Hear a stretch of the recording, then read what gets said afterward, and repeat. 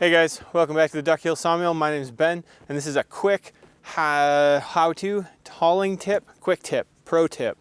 I am by no means a professional trailer of things, but I've learned a quick tip from my buddy Glenn Schweitzer over at the workshop at the gardens on what do you do with all of this. I've seen a couple fancy different ways to tie things, you know, wedging them underneath your ratchet, blah, whatever. I'm going to show you this one real quick. And sometimes it takes me a little bit, but when I'm in or out of practice, depends. Just take your end, make yourself a decent size coil. You want a little bit of room because you're going to be reaching your hand through this in the end.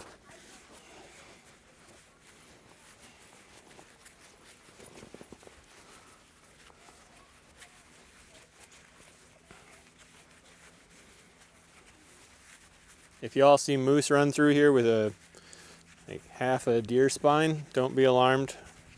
I've been trying to get it away from her all day, and good luck. Okay, so you get to about here-ish. I almost always tie these two, or coil them up too tight, and then I don't have enough to do the flip part. So, hold on to your twist, or your coil. Now you're gonna reach through, grab it, pull back, and then flip it over.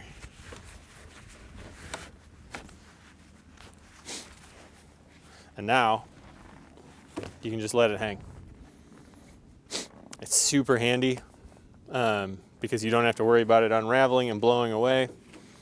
Yeah, like this might bounce around. You can tuck it if you want to, but it's not a big deal. So I'll try to do it one more time. I'll bring the camera in so you actually see the like flip and tie, but go get a ratchet strap and practice.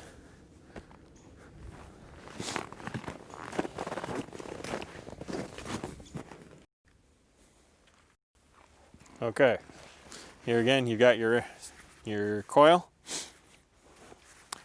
Hole's big enough to reach your hand through. I'm just going to reach my hand through, pull, and then I'll loop it over.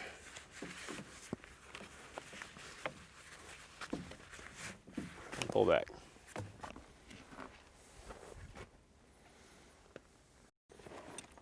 All right, one more time. Maybe I can give you a better view. I'm going to reach through, pull back, up and over.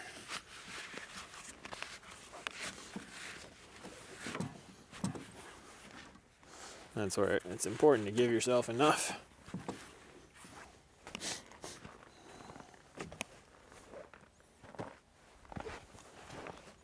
All right, guys, there it is. Quick and dirty pro tip.